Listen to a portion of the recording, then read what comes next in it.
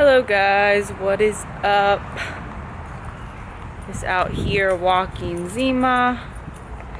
I always go on like walks after I eat. So I just had breakfast and then I always go on like little 10-minute walks after I eat, just because it helps like get the food digested in my stomach, and also it takes my mind off of like wanting to eat more. I don't know, usually like after I eat I'm like still hungry, but then after like I wait a little bit I'm like, oh wait, I'm not hungry anymore, I'm full now. So yeah, like I'm already getting like that full feeling.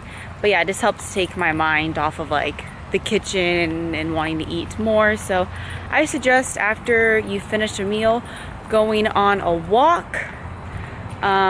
So yeah, that's what I'm doing with her, and she freaking loves walks, so might as well take her. I know, like a lot of people struggle with like overeating and like binge eating and stuff, and some tips for that is I suggest when you're having like one of those episodes where you feel like you want to overeat, I would definitely just get out of the kitchen and go on a walk. Walking really helps get your mind off of food. Also, stuff that helps me is drinking tea. So I'll drink tea. Drinking tea, I chew gum sometimes. But yeah, just like getting outside really helps. If you have like a pool, laying by the pool, just getting out of the kitchen for sure. So going on walks help me. I don't have an issue with like binge eating or anything like that, but I just sometimes I'm not like satisfied after a meal and I want to eat more. Yeah, going on these walks really helps. Drinking tea, like I said, chewing gum, having a soda or something.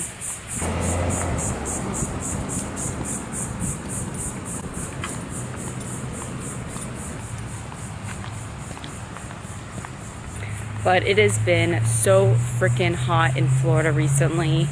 Last summer I was in Colorado and the weather is gorgeous out there in the summer. We've been staying at Kyle's mom's place over the last like month or two because they go to Colorado, and yeah, I just freaking miss that weather so much. Right now in Florida it's like, I don't know, it's like 100 degrees. It is miserable and I cannot wait.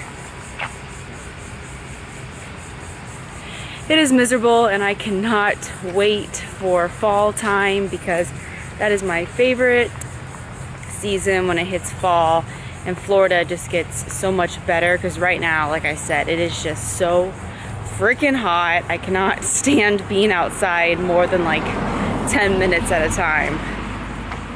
Something that I want to go over, that I want to share, is that I actually been going through. Some people aren't going to agree with your goals and your dreams, and yeah, and it could be like really close family members or friends, and yeah, I just want you guys to know that you shouldn't let that stop you at all, because everybody has an opinion. Yeah, and that's gonna happen. As I get older, I realize that not everybody's opinion matters, and what all that matters is literally your opinion. I mean, seriously, because you don't need anybody's permission. Like, some people feel like they have to have permission from their family members. They have to have permission from their mom and dad, and they have to have permission from their teachers, and just like a higher power, like a higher person to do anything. And no, that is not true. You are in charge of yourself, and you allow yourself to have permission. You have to give yourself the permission to do things.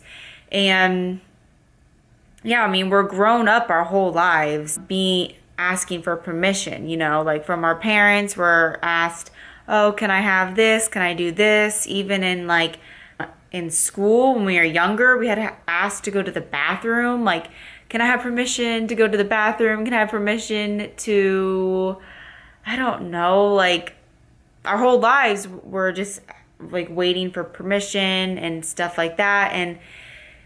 And yeah, like I just don't agree with that. I feel like you need to give yourself the permission to do things. And yeah, some people are like in constant fear of, well, what are people going to think if I do this? What is this person going to think of me? What are my friends going to think of me? What is like, I don't know, my family going to think of me? And honestly, that should not hold you back at all. You just got to freaking do it, and you have to follow what you want to do with your life because life is short.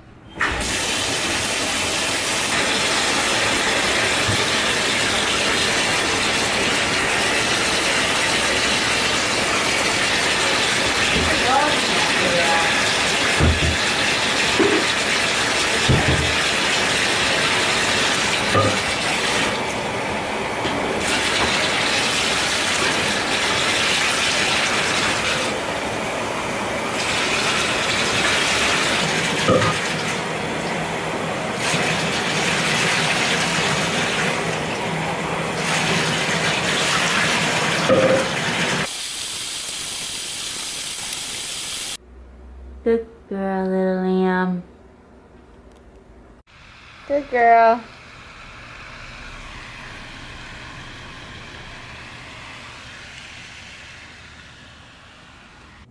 Okay, so I just got some pita bread wraps or Joseph pita wraps, and I want to show you guys. So it's saying that for one Joseph wrap, it should be 56 grams. So I'm gonna go and weigh this. And this weighs 66 grams. So that's actually off by a lot. So what I do is I do 66, as that's how much it actually weighs, divided by how much they said it should weigh. So 56 equals, so I'm actually getting 1.178 a serving. So I'm gonna go to my Fitness Pal. So there it is, there's my wrap, and I'm gonna plug in 1.1785. So I went to my Fitness Pal and I plugged in 1.1785, and it changed the macros. It's supposed to be 14 grams of carbs, but it's actually 16.5. Now, obviously, that is not such a big deal if you are just like not on competition prep, or you're not counting your macros or whatever, or you are counting your macros, but like you're not have a specific goal. Like for me, since I am in competition prep, those carbs add up. Like in the end, that could be through my day having a bunch of other stuff. I mean, that could be, you know, maybe even a 10 carb difference, 20 carb difference sometimes. So I highly recommend weighing out everything. And even these pita wraps, because those are off by a ton. So yeah, just make sure if you're in competition prep or you have like a really specific goal and you're counting your macros, make sure you just weigh out everything. What is up, guys? Welcome to my upper body workout. I am doing a deload week. So every fourth week I do a deload week just to give my body a break. I've been extremely sore.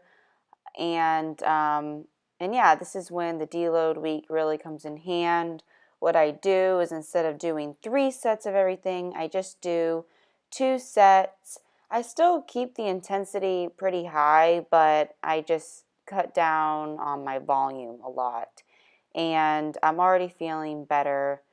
But yeah, it's just good to give your body a break. You don't want to be overtraining and over pushing your body 24/7. So that's why a deload week really helps you recover. And yeah, I'm excited for next week when I actually like not feel sore anymore, to just get back into the gym and really focus on my lifts and getting stronger again. So Yep, that's what I'm doing this week. This is upper body, and all this that I'm showing you right now, I'm just warming up. I always warm up my shoulders before working them. I've had shoulder impingements in the past, and doing these exercises that I'm showing you right here, just with a band or a cable, really helps get them, loosen up, warm, and getting into the main lifts that I'm going to be doing. Now, this is my first lift. I've really been loving this incline chest press. I was doing it with the dumbbells, but I was actually like hurting myself when I was like getting them up in the air. I felt like I was hurting my shoulders. So, yep, this is a really good movement for me. And yes, I know I'm a bikini competitor, but I work my chest. I feel like the chest is so important because we want a bigger upper body and we want bigger legs, and having like a bigger upper body makes your waist look smaller. And with this incline chest press, it's also working my shoulders as well.